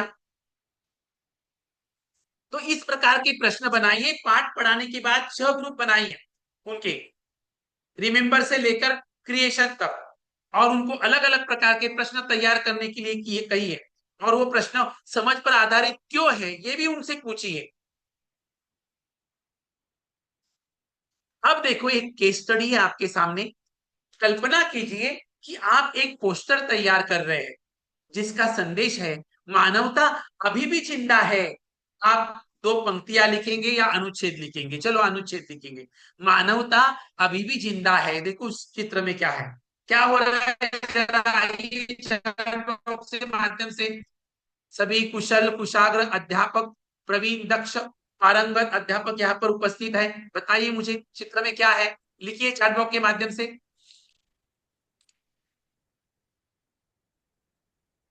इसके पहले जो चैट बॉक्स में आया है, जो ततारा वामिरो वाला उत्तर था, इसके लिए नमिता जी हाँ कहती है बहुत सुंदर उत्तर था। मुझे भी बहुत पसंद आया सर वो ततारा वामिरो वाला उत्तर, बहुत ही प्यारा लगा। हाँ जी। देखो अभी जी एक केस स्टडी है, पोस्टर तैयार किया है। देखो कौन से लेसन पर है? मानवता अभी भी जिंदा है, 10वीं का पाठ है। हम कहा दूसरों के दुख से दूसरों के दुख में दुखी दुखी होने होने वाले। वाले। तो देखो देखो हम रचनात्मक लेखन की ओर मुड़ रहे हैं। देखो अब उस ओर हाँ जा रहे हैं अभी हम, रचनात्मक लेखन की ओर जा रहे हैं। देखिए मानवता अभी भी जिंदा है। देखो अब इस पर मैंने जो अनुच्छेद लिखा है वो पहले मैंने आपको उदाहरण दिया है। देखो पहले मैंने आपके समक्ष उदाहरण रखा है हायर अचीवर का। उसमें मैंने कंगाली में आटा गीला होना, एड़ी चोटी का जोर लगाना, कंधे से कंधा मिलाना, इन मुहावरों का प्रयोग किया है। और ये मैंने आपके समक्ष अनुच्छेद लिखा है कि आज के व्यस्त और स्वार्थपूर्ण युग में मानवता की सांसें धड़क रही है, ये उसका जीवंत प्रमाण है। सड़क पर घायल व्यक्ति को अस्पताल पहुंचाने वाले अनजान हाथ, आपदा के समय, ये सब मैंने लिखा है इसमें। तो देखो अब ये हायर अचीवर को लिए लिखा है। अभी यही अनुच्छेद मैंने लोअर अचीवर के लिए कैसे लिखा है, देखिए यहाँ पर। आज की दौड़ती दुनिया में भी इंसानियत जिंदा है। कोई सड़क पर घायल व्यक्ति को अस्पताल पहुंचाता है, इधर भी कंगाली में आटा गीला होना, एड़ी चोटी का जोर लगाना, कंधे से कंधा मिलाना, और जो थोड़ा सरल शब्दों में लिखा है और थोड़ा छोटा है इसका लेख, लोअर अचीवर के लिए लिखा है। अब देखो, अब इसमें अभिनव तरीका क्या है रचनात्मक लेखन का, अनुच्छेद लेखन के लिए कौन कौन सी युक्तियां तरीके मैंने रखे हैं वो अभी आपके समक्ष आएंगे। देखो, ये तो उदाहरण मैंने दिए हैं कि इस प्रकार के अनुच्छेद संभावित है, हो सकते आ सकते हैं। कृत्रिम बुद्धिमत्ता, सोशल मीडिया का प्रभाव, मानसिक स्वास्थ्य, जलवायु परिवर्तन, प्लास्टिक मुक्त भारत, साइबर अपराध, स्वच्छ ऊर्जा, अंतरिक्ष अनुसंधान में भारत की प्रगति। अब देखो, अभिनव तरीका क्या है अनुच्छेद लेखन सिखाने का कक्षा में। आमतौर पर हम वो पैरामीटर जो संकेत बिंदु देते हैं वो हम शामपट पर दिखाते हैं, लिखते हैं और उन्हें एक्सप्लेन करते हैं। इस प्रकार से हम अनुच्छेद पढ़ाते हैं। लेकिन उसमें अभिनव तरीका क्या है, नवाचार क्या है, तो देखिए, ये देखिए नवाचार आपका, एक ही विचार पर फोकस करें। जैसे कि पूरा अनुच्छेद एक मुख्य संदेश पर आधारित है। अनुच्छेद हर जगह मानवता की उपस्थिति और जीवंतता पर केंद्रित है। देखो, मानवता अभी भी जिंदा है, उसमें मानवता ये प्रमुख विषय है, तो इसी विचार पर आपको फोकस रखना है। शुरुआत बीज वाक्य कैसे करें, मुख्य वाक्य, आज के व्यस्त और स्वार्थपूर्ण युग में भी मानवता की सांसें धड़क रही है, इससे मैंने स्टार्ट किया। यह आपका मुख्य वाक्य है। वाक्यों में तारतम्यता होनी चाहिए, एक फ्लो, कि हर वाक्य पिछले से जुड़ा हुआ होना चाहिए। तो मैंने अनुच्छेद में पहले समस्या रखी, समस्या के आधारित मैंने उदाहरण रखे, अनुभव रखा और निष्कर्ष का क्रम रखा। ये सब होना चाहिए। इंद्रियात्मक वर्णन जोड़े, सेंसरी डिटेल्स, दृश्य, गंध, भाव, ध्वनि। दयालुता की सुगंध आज भी हवा में महसूस होती है, ये वाक्य था अनुच्छेद में। आज भी दयालुता की सुगंध है। देखो क्या शब्द प्रयोग है, दयालुता भी एक प्रकार की सुगंध होती है, महक होती है।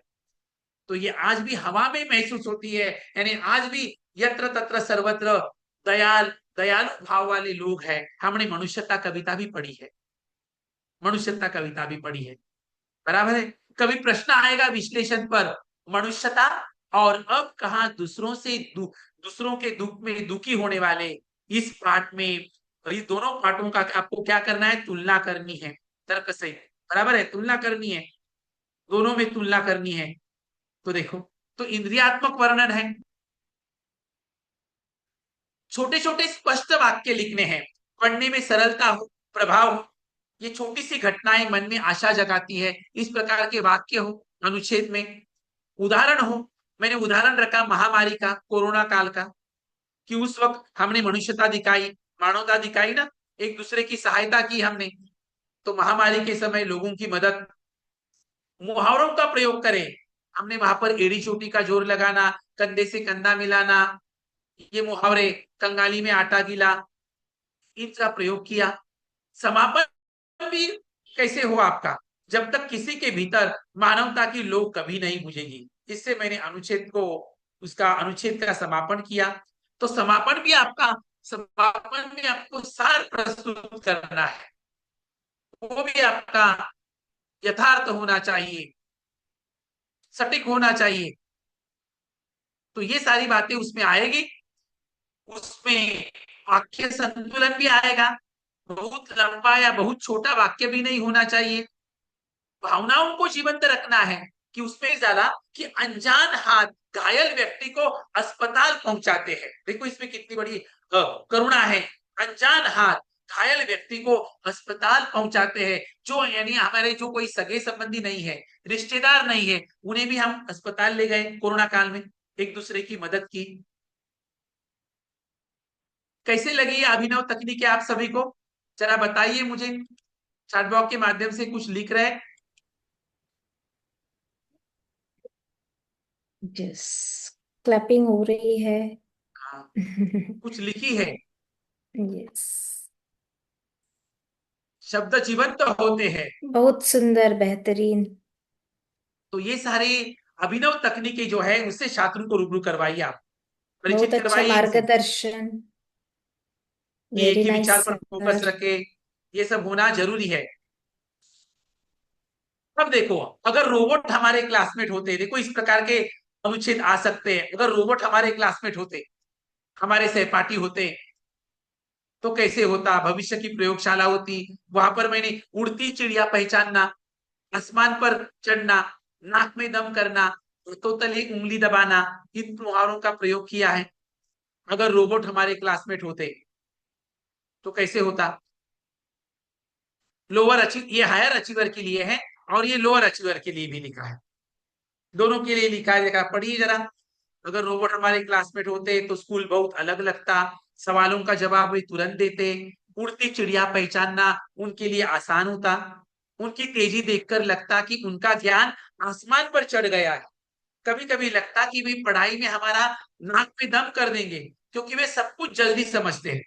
लेकिन बाद में समझ आता कि वे हमें सिखाने में मदद करते हैं। कभी कभी वे ऐसे सवाल देते कि हमें दांतों तले उंगली दबानी पड़ती, क्योंकि वे सच में सोचने पर मजबूत कर देते। अंत में पता चलता है कि रोबोट के साथ पढ़ना नई जानकारी, मजा और सोचने का मौका देता है। इस प्रकार के सृजन पर आधारित, कल्पना शक्ति पर आधारित अनुच्छेद आ सकते हैं। नहीं, नया जमाना है, छोड़ो कल की बातें, कल की बात पुरानी, नए दौर में लिखेंगे हम मिलकर नई कहानी, हम हिंदुस्तानी। जी, तो इस प्रकार के कैसे लगे? देखो, इस पर भी अभिनव तकनीक क्या आएगी? देखो, एक ही विचार पर फोकस करना है। शुरुआत बीज वाक्य से करें, मुख्य वाक्य से। वाक्यों में तारतम्यता हो, कि पहले जवाब देने की तेजी, फिर उनकी समझ, फिर कठिनाई। इंद्रियात्मक वर्णन है, रोबोट के व्यवहार और माहौल को महसूस कराया गया है। छोटे छोटे वाक्य लिए हैं, उदाहरण है, तथ्य है, उपयुक्त मुहावरे हैं, आसमान पर चढ़ना, नाक में दम करना। समापन भी अच्छा से किया है कि अंत में पता चलता है कि रोबोट के साथ पढ़ना नई जानकारी, मजा और सोचने का मौका देता है। जी, फिर वाक्य संतुलन रखे, बहुत लंबा या छोटा वाक्य ना दे। दिखाए सिर्फ बताए नहीं, शो, दिखाए सिर्फ बताए, नॉट टू टेल, कि उनके जवाब देने की गति, हमारी प्रतिक्रिया, उसे स्पष्ट रूप से लिखिए उसमें। हाँ जी, क्योंकि आप ये सब अभिनव तकनीक लेकर, अभिनव तरीके लेकर आपको कक्षा में जाना है और अनुच्छेद पढ़ाना है। क्योंकि आफ्टर ऑल सच्चा शिक्षक पढ़ाता नहीं, तो प्रेरित करता है। ये सारे पैरामीटर्स छात्रों के समक्ष रखिए, क्योंकि सच्चा शिक्षक जो होता है वो पढ़ाता नहीं, वो छात्रों को प्रेरित करता है, उनको पढ़ने के लिए, अपने आप पढ़ने के लिए प्रेरित करता है।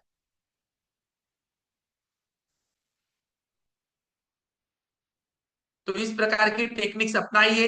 अब देखो, हम पत्र लेखन की ओर आए। देखो, ये सीबीएसई मॉडल क्वेश्चन पेपर में ये पत्र है आपके, सीबीएसई मॉडल क्वेश्चन पेपर में, कि विद्यालय में भाषा क्लब स्थापित करना है। मैंने यहाँ पर पंख लग जाएंगे, पंख लगना, चार चांद लगना, इन मुहावरों का प्रयोग किया है। और मैंने ये पत्र लिखा है कि विद्यालय में भाषा क्लब स्थापित करने हेतु अनुरोध। सीबीएसई मॉडल प्रश्न पत्र में ये पत्र आया हुआ है। आप सभी ने सीबीएसई मॉडल प्रश्न पत्र देखा है सभी ने? हाँ जी, चैट बॉक्स में कुछ लिख रहे हैं? जी sir, very effective and useful, जीवन उपयोगी कुंजियां आपने दी है सर, समाहित इंफॉर्मेटिव। कीजिए, उसे अपने पास संग्रहित कीजिए, क्योंकि आप सभी कुशल, कुशाग्र, दक्ष, पारंगत और प्रवीण अध्यापक है। अभी देखो, लोअर अचीवर के लिए लिखा है ये,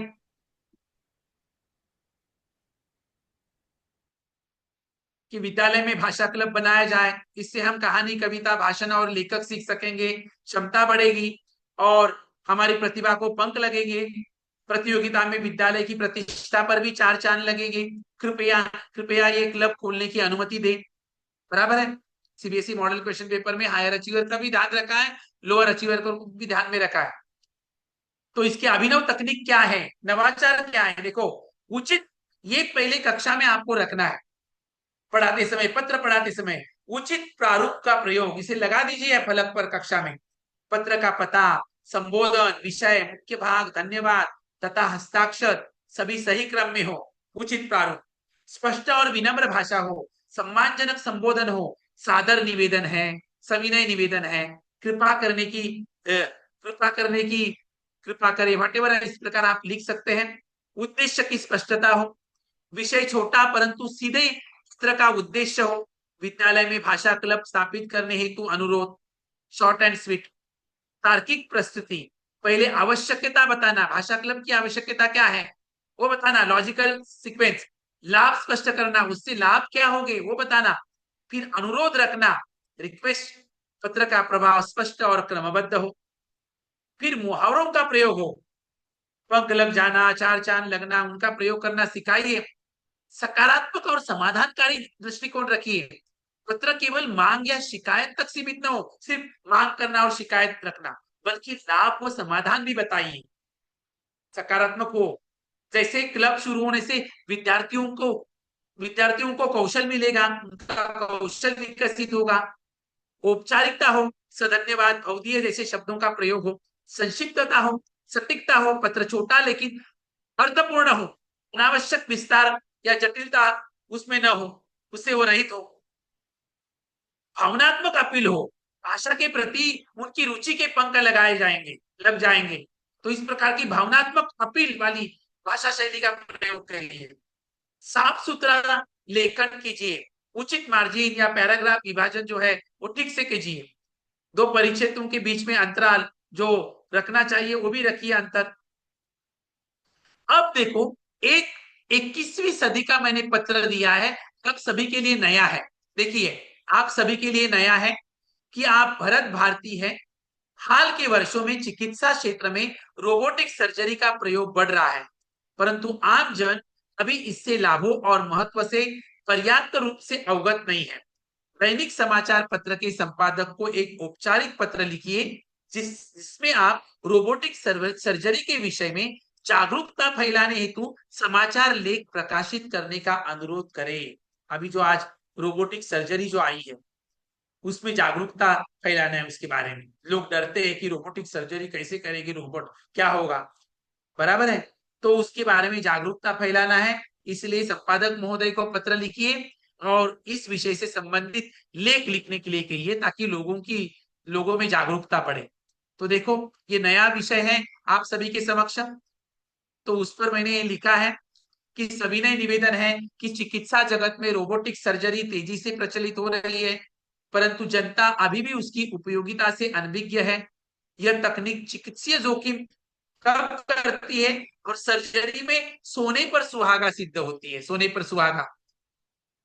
अतः आपके प्रतिष्ठित पत्र में इस पर ज्ञानवर्धक लेख प्रकाशित हो जिससे पाठक आंखें खोले और आधुनिक सुविधाओं का लाभ उठा सके। हायर अचीवर के लिए रोबोटिक सर्जरी देखिए, फिर लोअर अचीवर के लिए भी वो लिखा है मैंने सिंपल वर्डिंग में। तो इसकी भी अभिनव तरीके हैं, इनोवेटिव, कि उचित प्रारूप का प्रयोग करें, स्पष्ट और विनम्र भाषा रखें, उद्देश्य की स्पष्टता हो, रोबोटिक सर्जरी पर जागरूकता हेतु निवेदन, तार्किक प्रस्तुति हो, समस्या का उल्लेख हो, समस्या क्या है, प्रासंगिकता दिखाइए, यानी 21वीं सेंचुरी की आज वो जरूरत है, समर्थन हेतु कारण दीजिए, क्यों चाहिए तो रीजन दीजिए, पत्र का प्रभाव स्पष्ट और क्रमबद्ध हो, मुहावरों का प्रयोग करो, सकारात्मक और समाधानकारी दृष्टिकोण क्या होगा, समस्या की पहचान के साथ आशा का संदेश दीजिए, मीडिया की शक्ति पर विश्वास, देखो मीडिया की शक्ति पर हमें विश्वास रखना है, लेख प्रकाशित होगा, मीडिया है समाचार आफ्टर ऑल, जनहित की सोच, लोगों के बारे में भी सोचे, अंडरस्टूड,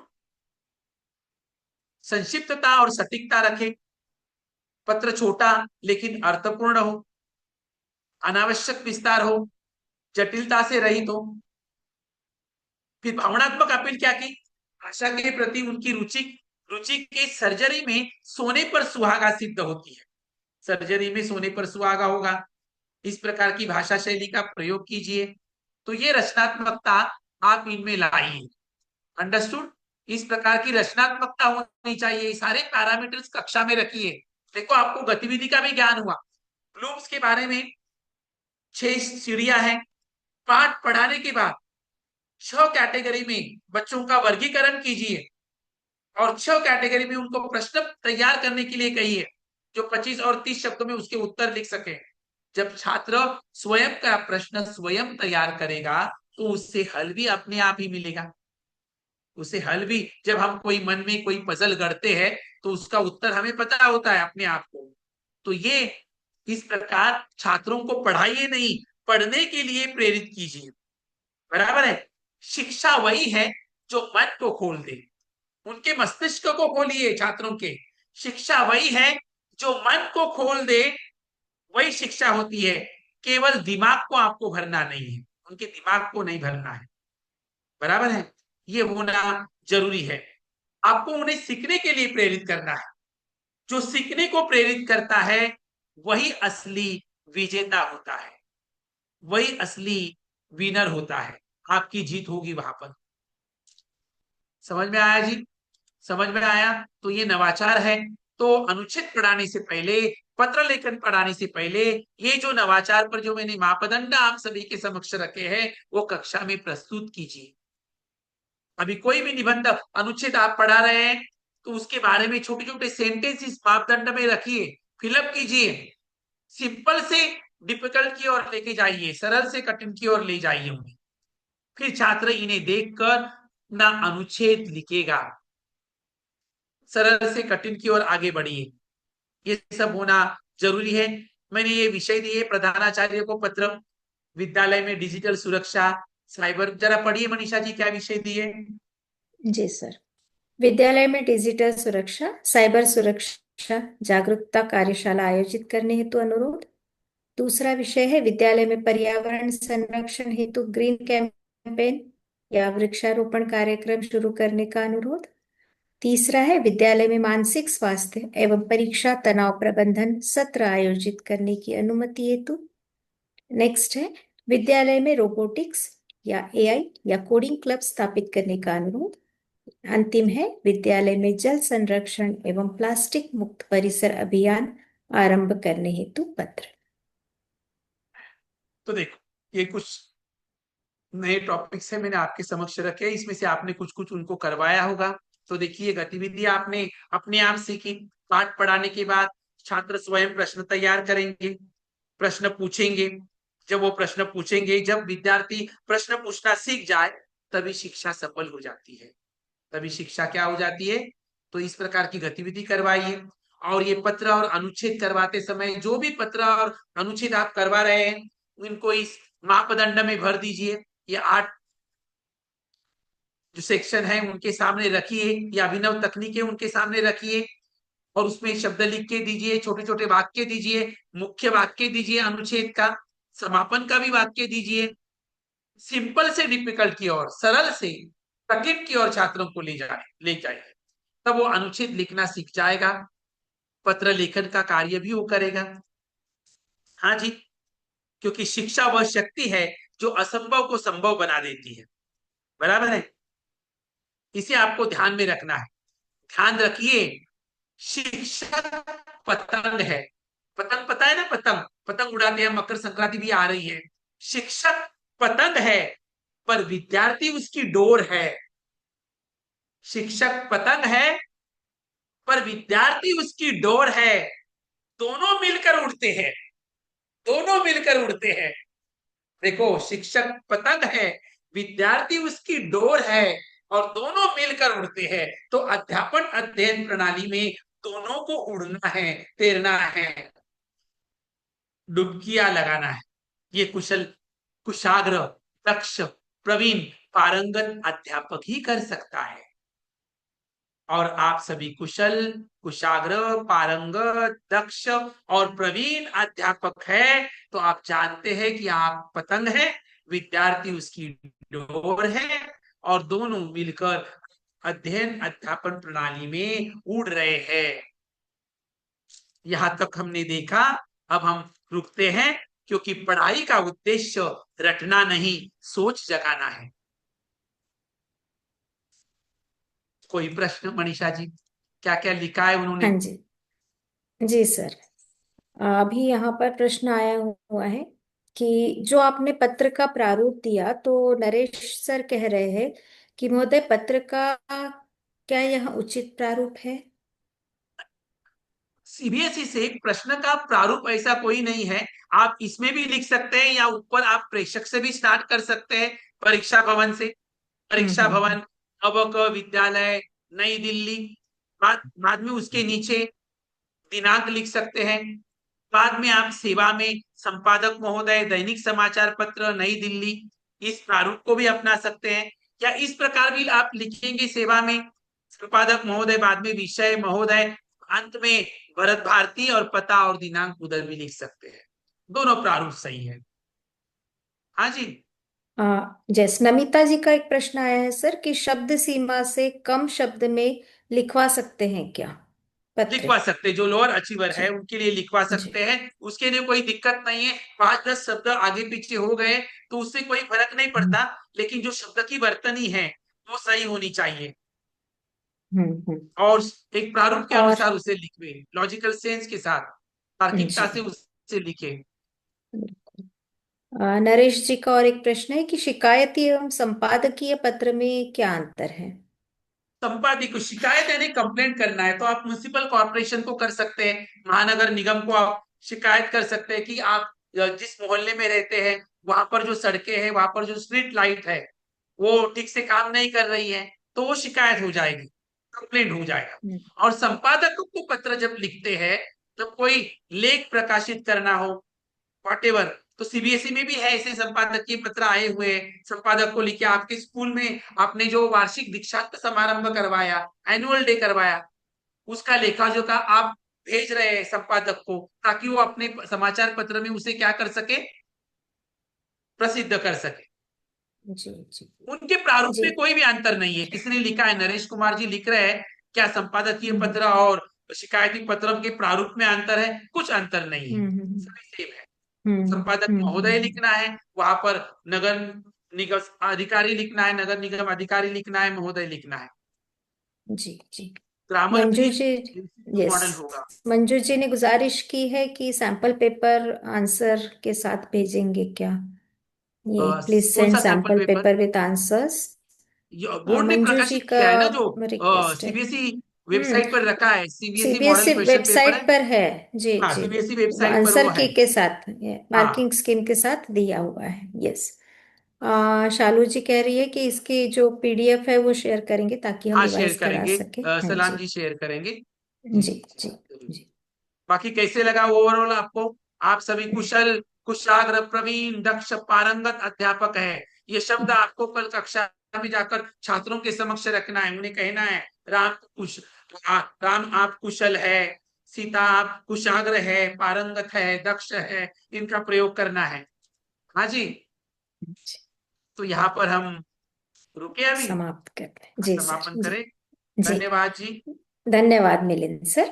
आपका सत्र अत्यंत प्रेरणादायक और ज्ञानवर्धक रहा।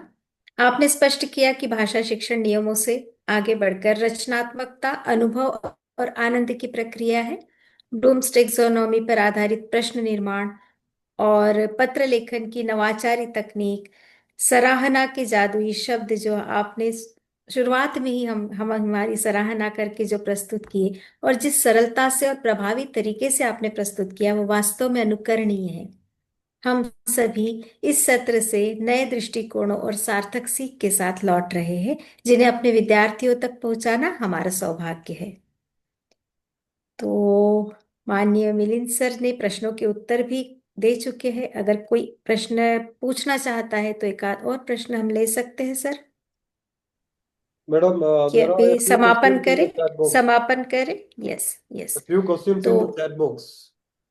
Yes yes, wait a minute. Milinji, somebody is asking if grammar will be thank the MCQ pattern. नहीं नहीं, अभी तक ऐसा कुछ नहीं, अभी तक नहीं, नहीं नहीं नहीं, अभी ऐसा कुछ नहीं है। नहीं अभी तक नहीं, जो है सो है, एमसीक्यू, नो व्याकरण चेंज। एमसीक्यू हट चुका है। जी जी हट जी चुका है, जी हट जी। चुका है, दैट इज ये ऑलरेडी गया है। जी। Certificate when we will receive after in 2 working days. बहुत सुंदर और ज्ञानवर्धक वर्धक सत्र था। धन्यवाद। धन्यवाद जी, धन्यवाद जी। यस। There were a अब few तो questions like if anybody has Yes. any question, raise your hands. We will ask. raise your hand. We will unmute you.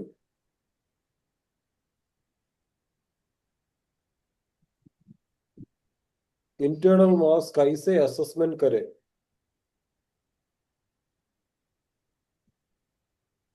Yes,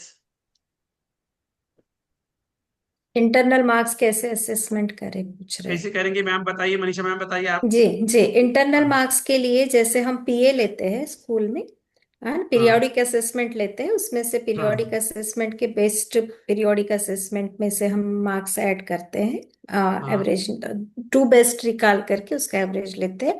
उसके बाद हाँ। इंटरनल असेसमेंट के लिए हम श्रवण कौशल, वाचन कौशल, है ना, और उसके हाँ। बाद पोर्टफोलियो जो होता है, पोर्टफोलियो जो पोर्टफोलियो का भी असेसमेंट है। असेसमेंट करते हैं। हाँ। जी, इस प्रकार से हम सभी को 5-5 अंकों में जोड़ करके 20 अंक इंटरनल असेसमेंट का इंटरनल तय करते असेसमेंट हैं। करते हैं।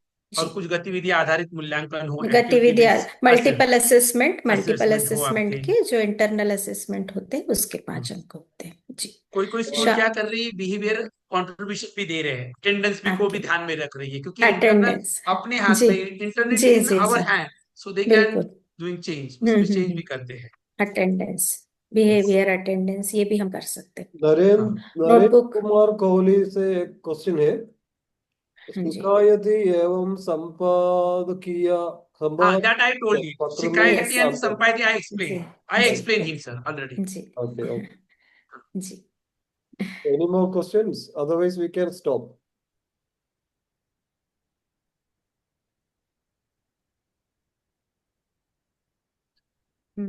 अभी नहीं है, प्रश्न नहीं दिख रहा सर। Okay, we can wind up now. जी जी, It was very clear, I think. Yes. चलिए आगे बढ़े सर, वाइंड अप करें। हाँ, wind up करें, wind up करें। जी, निशाद, इस सा- ये एक क्वेश्चन है। सारगर्भित और प्रेरक, यस, प्रश्न आया है सर कोई। हाँ, निशाद जी बोलिए, अनम्यूट करें। हाँ, हाँ निशा। जी सर, वो पीडीएफ कब भेजेंगे, कहाँ पे उठाना है, कहाँ से PDF। हाँ, ओ स्लाइड का PPT, हाँ PPT, पीपीटी से। PPT ईमेल में भेज दूंगा, ईमेल में भेज दूंगा। जी बहुत शुक्रिया सर। Okay, thank you.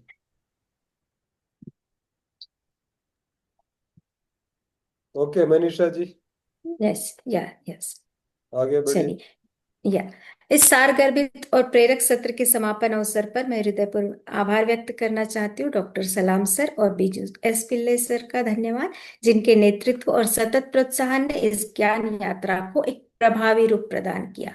साथ ही मिलिंद जाट सर के प्रति विशेष कृतज्ञता व्यक्त करना चाहूंगी, क्योंकि आपके विचार, आपका अनुभव और आपकी दृष्टि ने इस सत्र को वास्तव में समृद्ध किया। सभी सहभागी शिक्षकों का भी धन्यवाद, जिनकी उत्साही उपस्थिति और सक्रिय सहभागिता ने इस सत्र में जीवंतता और उद्देश्य दोनों जोड़े।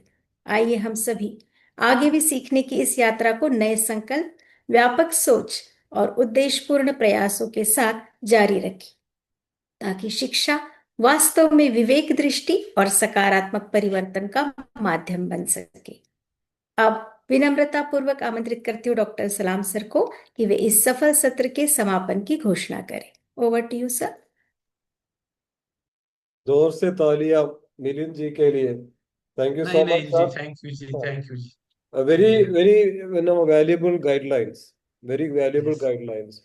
Thank you. You have shown through the answers, questions, answers, and the writing skills and all was very useful for the participants. So thank you so much for Thank you जी। your effort. You are spending a lot of time for us. So Yes, that is no, very appreciable. May God bless you. thank you. That is what we Manisha can ji say. your time is giving. Manisha ji also giving time. Nice Yeah. hosting the program. मुझे भी Equally. सीखने मिलता है Equally sir. helpful to Manisha ji. Yes, Manisha ji, thank you so much, Yes. Manisha ji, and thanks to everybody who has joined.